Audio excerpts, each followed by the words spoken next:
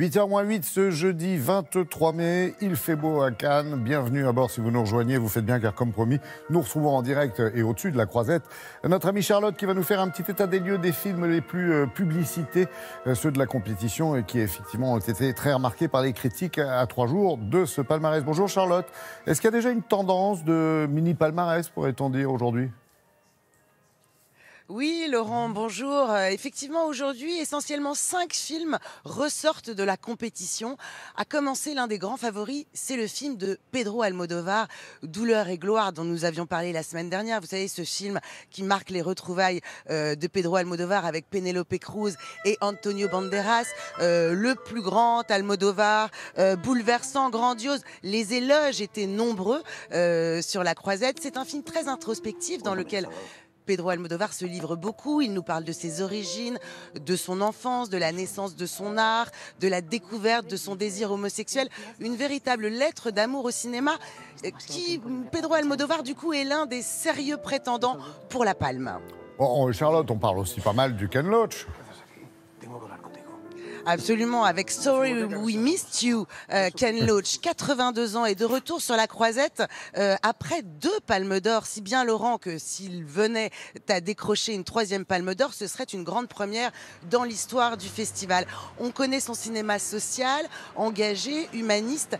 Son film a fait l'effet d'un électrochoc ici à Cannes, puisqu'il nous fait suivre le parcours, le combat d'un couple de jeunes parents qui vit dans une grande précarité et qui tente de survivre. Ici, Ken Loach dénonce l'ubérisation de la société et le système économique actuel qui laisse les plus démunis dans un grand désespoir. J'ai pu comprendre également qu'il y avait un premier film qui avait marqué les festivaliers. Hein. Absolument. Alors ça, c'est Les Misérables, le seul premier film de la compétition, si bien qu'il concourt aussi bien pour la Palme d'Or que pour la Caméra d'Or.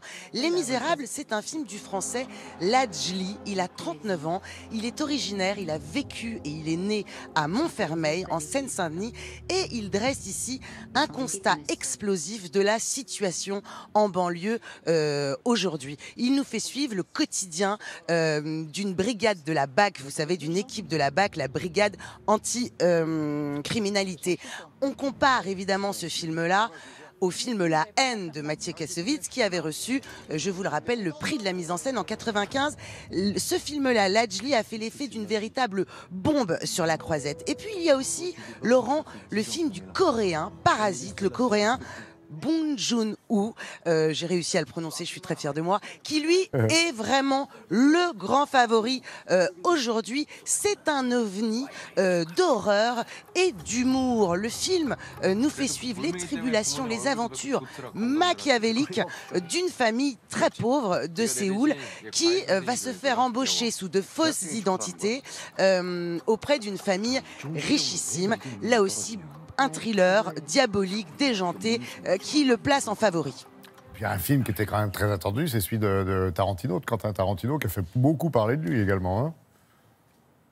C'était effectivement la montée des marches la plus glamour du festival. Et puis, on l'attendait de pied ferme, puisque je vous rappelle qu'il y a 25 ans, Quentin Tarantino avait reçu une palme d'or pour Pulp Fiction. Alors, encore une fois, un cinéma très léché, 2h45 filmé en 35 mm, qui marque pour la première fois la collaboration entre Léo DiCaprio et Brad Pitt et la jeune Margot Robbie. On est dans le Los Angeles hippie de 1969 et ce film est tout à fait hilarant, on dit les festivaliers, et là encore une lettre d'amour au cinéma, à Hollywood et à Los Angeles. Ce sera quoi le programme demain, puisqu'on vous retrouve demain? Oui, Laurent, avec du soleil, j'espère encore. Demain, je vous parlerai du film français en compétition qu'on attend de pied ferme, Sibylle, un film de Justine Triet. Vous savez, c'était la réalisatrice qui avait fait Victoria avec Virginie Efira, qu'elle retrouve également dans ce film-là. J'ai rencontré la réalisatrice et Virginie Efira. Merci beaucoup Charlotte, merci à vous et à toute l'équipe de Télématin bien sûr qui vous accompagne sous le soleil de Cannes. Il y en aura peut-être encore demain, je pense.